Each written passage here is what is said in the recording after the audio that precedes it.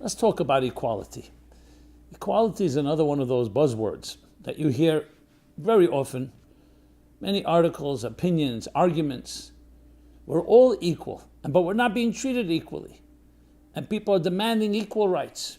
We know the foundation, the cornerstone of this country, and you could say of the modern Western world, is that line that we hold these truths self-evident. All men are created equal, and as such have inalienable rights endowed upon them by the Creator. All men are created equal. I would maybe amend that so people shouldn't misunderstand. All people are created equal. But the idea is clear. But what does that really mean? What is equality? The fact is, we look around and we see people are not equal. There are people who are as a boss, an employer, an employee. The wealthy, the less wealthy. There are people in power, people with less power. There are people with leadership qualities, people who have less leadership qualities. Some people more intelligent than others. We do see the concept, I don't want to use the word superiority because I don't think it's a proper word, but we do see people with superior qualities. And we are not all equal, technically speaking. Our faces are not equal, the words of the Talmud. Our opinions are not equal, our way of thinking is not, our personalities are different. There's actually no two clones. There are no clones in this world. There's nothing that's exactly alike. So we have to define what equality means. And by using the word, overusing the word, it can end up losing all its meaning. So if it means everything, it means nothing.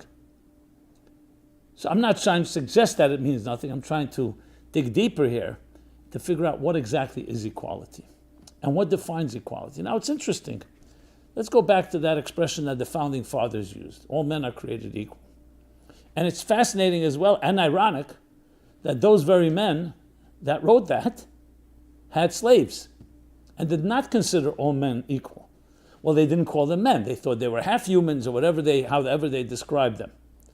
But it ended up biting them anyway. What they wrote in the Declaration of Independence ended up working against their own interests, because that was the basis of the abolition of slavery and recognizing that despite of color or creed or culture or race or religion, all people are actually equal.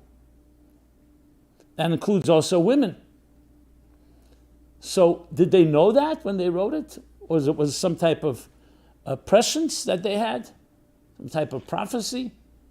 Regardless how the answer to that question is, it remains in the document, was never changed, and it is the basis of everything that we know about today in modern society. Let me explain. Before 1776, before that line was written and was turned into institutionalized democracy or a country of freedom, where as a result of all people are created equal, or men are created equal, we have inalienable rights. The right to freedom of expression, freedom of religion, to pursue liberty, to pursue happiness as we see fit. No business can function without a mission statement. Can you? I created a special course. Discover your personal mission statement. Check it out in the description below. And no government can control that. Before that, 1776, even though some of the ideas began percolating earlier, it was never institutionalized. What controlled the world, both in the East and the West, were monarchs, were despots, were fascists, what we'd call today. Some of them may have been benevolent despots, and some of them not so benevolent. We were at their mercy. And the society was not seen as equals. Someone that came from the monarchy was considered closer to God, chosen by God, and the rest were their subjects, and therefore subject to their whims and to their interests. And there was no equality at all. As again, there were leaders who were benevolent, were kind, and merciful, and as such did offer their people some rights, but it was not a given. So it was whether the monarchs or the church leaders or other religious leaders, it was ruled in a hierarchy of absolute authority, and the idea of a government for the people, by the people, did not exist. So relatively, it's less than 250 years old, which in history is quite a small amount of time. If I can quote Zhou Enlai, who was the prime minister of China after Mao Zedong died, So when the Western journalists first spoke to him, because when Nixon traveled to China in the early 70s, so it was the first time they had access to the Chinese culture. And they asked him, what does he think about the American Revolution? And his answer was classic. He said, it's too early to tell. Because remember, the Chinese are here for several thousand years. What's 250 years? And then it was not even 200 years. It was less than 200 years. Not to get into whether Chinese culture and Chinese government style is better, but it's an interesting response. But the fact of the matter, that became the basis of a country that did allow and welcome people of all cultures. And though there are debates that still rage about immigration and about minorities and majorities and different freedoms, but the foundation still holds. And it became a melting pot for people of all creeds and cultures. And I include also the Jewish people. I speak for myself and now my people. Though I'm really speaking in a universal manner, this became a haven, especially after the history that we've gone through. So we have to acknowledge that. And that allowed people to grow, thrive, and prosper. It doesn't say anywhere in the Declaration of Independence that we're building an institution, we're building a government in order to make a lot of money. Because in their wisdom, the Founding Fathers understood that if you want prosperity and success, you have to first give people freedom. You have to let them spread their wings. If you control them, you, the controller, is in control. But at the end of the day, you're not really allowing people to blossom. At the same time, you have to have checks and balances, or else you'll have anarchy if freedom is completely unbridled, because what happens if my freedom conflicts with yours? So just like we need red lights and green lights, we need checks and balances to make sure. That's why there is law and order. Again, the system is far from perfect, but its principle is based on a very sound principle. And it goes back actually to the Bible itself that says all human beings, every human being, starting from Adam and Eve, were created in the divine image. That's another way of saying all people are created equal. Because if you're creating the divine image, there's no one that has less of a divine image than someone else.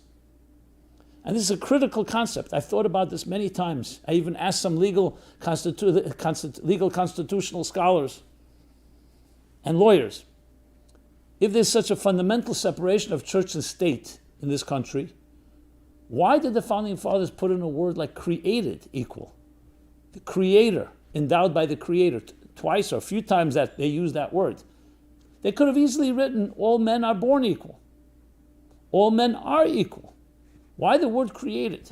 Which suggests a creator, not suggests state's a creator.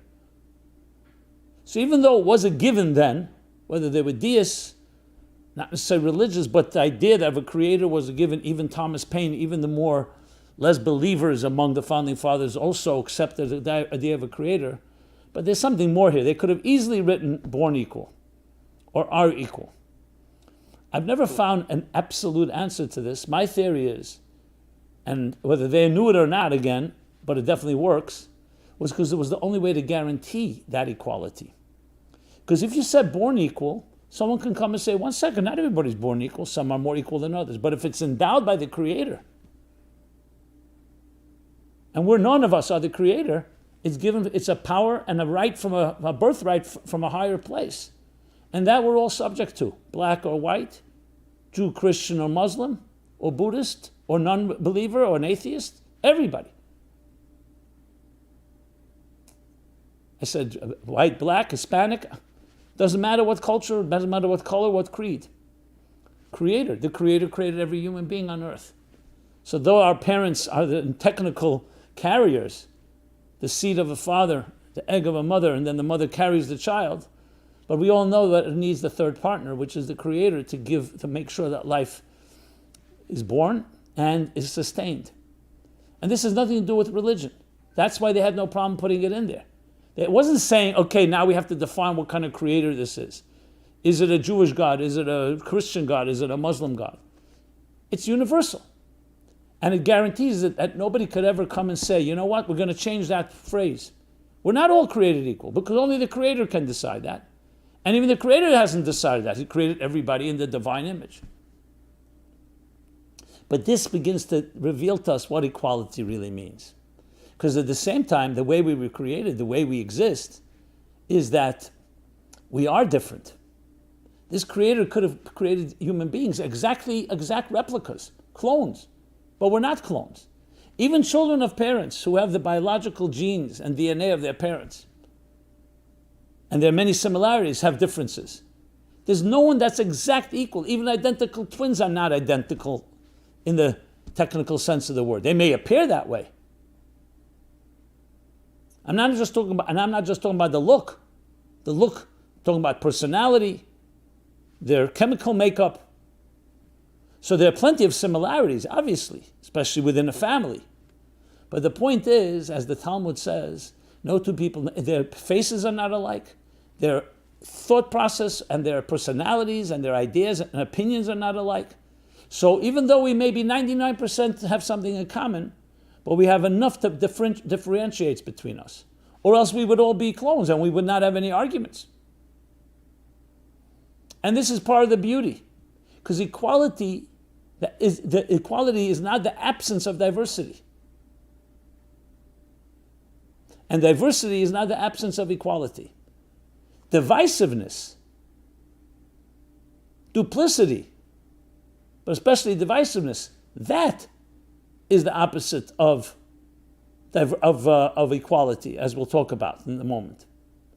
So look at existence. We have a fundamental paradox that we don't even pay attention to because it's such a given. On one hand, look at nature. Let's start with nature. Nature, fascinating. How many different species are there in this world? Billions of species. And within each species, billions of creatures. And I'm talking about in the mineral world, in the vegetable world, the world of vegetation, in the world of the animal world, and the human kingdom, the human world. And I'm not just talking about on Earth, I'm talking about on all planets, all universes, all solar systems, and beyond. And yet, they all work together in this miraculous, I will say, synchronicity. Are there collisions? Yes, there are collisions. But overall, just look at our lives, our seasons. Summer, spring, autumn, autumn, winter, spring. It's like a clockwork. How creatures have that symbiotic relationship, whether it's a bee cross-pollinating, the give and take. And this is also true for the human body.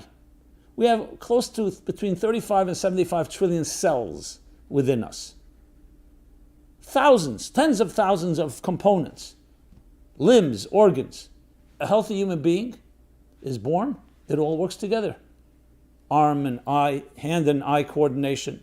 When you walk, even simple things like breathing, digesting. How many factors have to work perfectly? All you need is one malfunction, God forbid, and it can create chaos or death. So you have here, is this called equality or not equality? Is the brain equal to the heart? Are the lungs equal to the liver?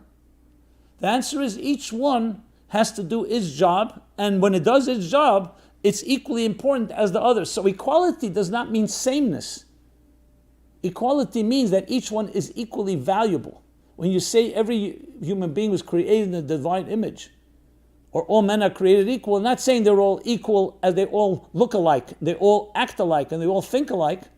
It means they're equal in their unique role. And they're not only equal, they're indispensable. And it goes further. They each need each other equally. So even if you have a person who's the head of a corporation and another person who's working for him, of course, technically he can abuse him, and we'll talk about free will shortly. But their roles are equal. They're both necessary. And if they both appreciate that their equality, their uniqueness, I should say, comes from a higher place, created, all men are created equal, all people are created equal, then they will have the humility and the bittul, the word I use often, which means suspending of your own ego and self, in the presence of something greater, and they will work together. Look at the human body. Again, if every organ, every limb felt it's just me and no one else, you would not have that cooperation and that coordination. You take a piece of food, you put it into your mouth. So at that point, you need the mouth to chew it. The teeth come into play. the tongue, the gullet, as it works its way down, and the teeth have now grinded the food and it's become something that can go down into your systems. The digestive process begins. Each part of the body will do its part, eliminating the waste, extracting the nutrients, turning them into blood. The breathing process will bring in fresh air, the oxygen, eliminate the carbon dioxide as we exhale. Everything is doing its job. An unbelievable machine here. As the food goes down the gullet, I should have mentioned, the windpipe has to not allow itself to be functioning, meaning it has to close up, or the food goes down into the food pipe, not the other way around. Everything is coordinated. If it's not, that we call illness, disease, infection, problem, an aberration. So they're all equal and they're all equally harmonious. Think of an orchestra. You could have an orchestra of 100-piece orchestra. Different instruments, different musicians, each plays their part, but together they create this beautiful symphony. It's beautiful music. Music itself, musical notes, all kinds of diverse notes, each one necessary. In the classic words of Mozart, when he told the Archduke of Austria, who thought he was a music connoisseur, he said Mozart, when he heard his first opera or symphony, Mozart, beautiful music, but far too many notes. And Mozart purportedly responded, yes, Your Majesty, but not one more than necessary. That's the world in which we live. And we start seeing it that way, it's unbelievable. Remember growing up, we were told in school, the science classes, every part of the body, the millions and billions of parts and all the thousands of different components is necessary. The only thing we haven't figured out yet was the purpose of the wisdom teeth and of the appendix. And at the time, I think tonsils as well. So meanwhile, when you think about it, and I remember I raised my hand and someone said the question, so what does that mean? Which is the anomaly here? So obviously the answer is simple. If you see billions of parts all working perfectly and three, we don't know what their function is, most likely it's the other way around. That they also have a function, we don't yet know what it is. If it was billions that we have no idea what their function is, and there are three that we do know, it's a different story. And then that's what happened. It was discovered the tonsils, my tonsils were removed, as many of us, maybe baby boomers from the late 50s and early 60s, until they realized that tonsils do have a function. I think the appendix was also discovered what it is. The wisdom teeth, I'm not sure. There are probably theories about it. But the point I want to make is that it's a multitude of diversity while it's all working together. So equality is a far deeper and more profound and complex word than it sounds. It's not everything is equal. Think everything is different, but they're all equal in value. And that's a key thing to remember, because psychologically now, and here's where we'll address the question, is equality a good thing? Psychologically, the problem is this isn't just academics and semantics. Psychologically, if I think that I don't have that uniqueness within me, and you have that uniqueness, what do you think is going to happen? I'll be jealous of you. I'll try to take what you have. I may determine that what you have belongs to me. So the understanding that equality doesn't mean I need to be you. Equality means I need to be me, and you need to be you. That's equality. And the more you value yourself in that way, and recognize God created you differently than someone else, that difference doesn't make you less equal. But superficially, that's what happens. You see someone has more money than me. Oh, that means that person is more valuable than I am. That may be the perception in the superficial world in which we live, in the false world in which we live. Or someone is more intelligent than you. That means that person is more equal than. No. You have other qualities. You may have a quality, do have a quality that the other person doesn't have.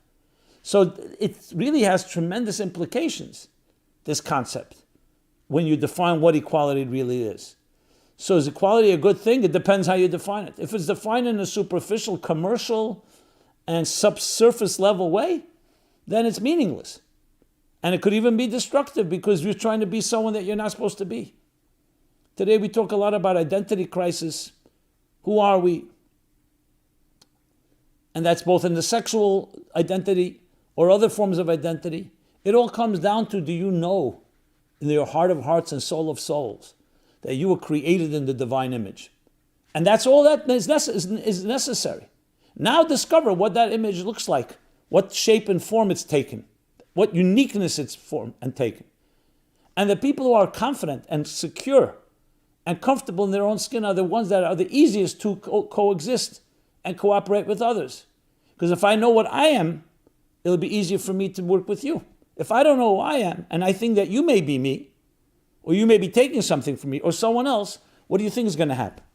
If the heart and the mind, or the liver or the lungs, or all the examples I gave earlier, each one decided, 1 second, you shouldn't be doing what you're doing because you're taking away my spotlight, what do you think will happen? Destruction, chaos, death. God forbid.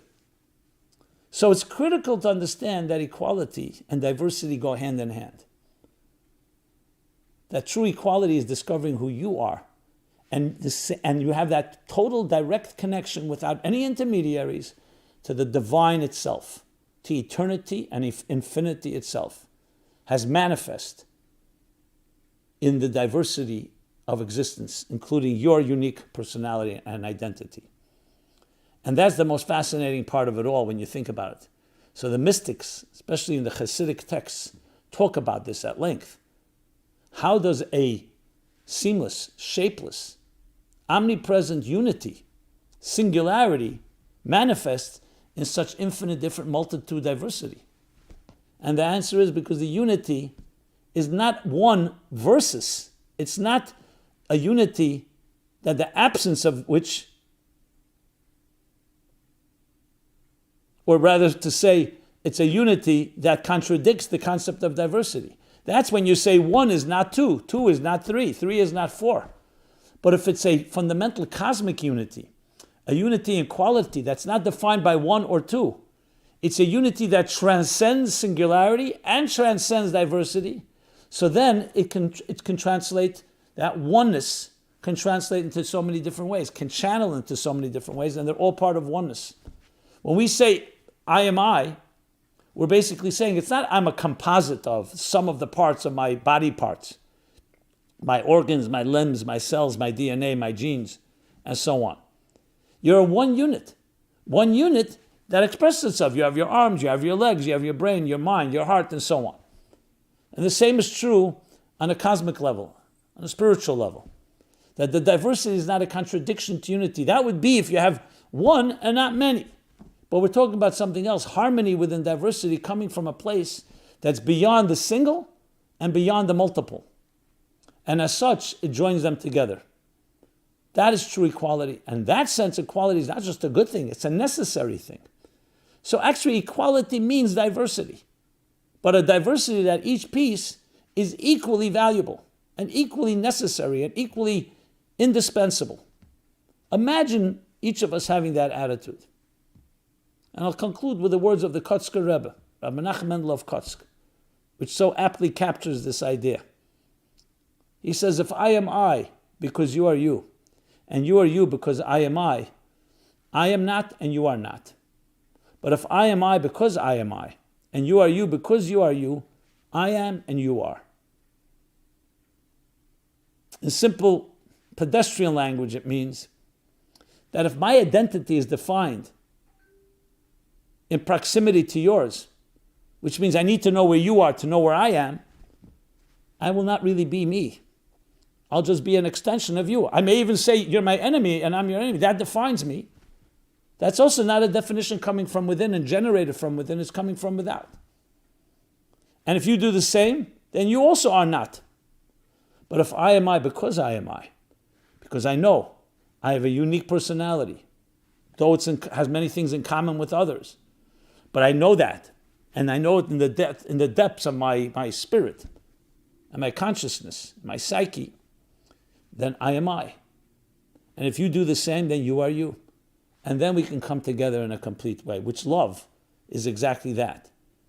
If love means that one person needs to repress their identity, or needs to be dominated, or silenced, there's something wrong with that. Love is one identity. I am I, you are you, and then, because we're both complete circles, we can come together and have a complete symbiotic union, a seamless union. One flesh, one body, one soul. That is true intimacy and true connection. And I know it sounds beautiful, poetic, eloquent, but the challenge is to bring it into reality. And that's where our free will comes into play. See, when it comes to musical notes don't have free will. The composer composes them, and if the musician plays them correctly, you have beautiful music. But imagine the musical notes, he said, you know what, I can't join this party right now. I have to go out to dinner, I have another agenda, and every musical note goes off on its own. What are you going to have? You're not going to have this harmony. Human beings are indispensable, unique musical notes with that diversity and equality I'm describing.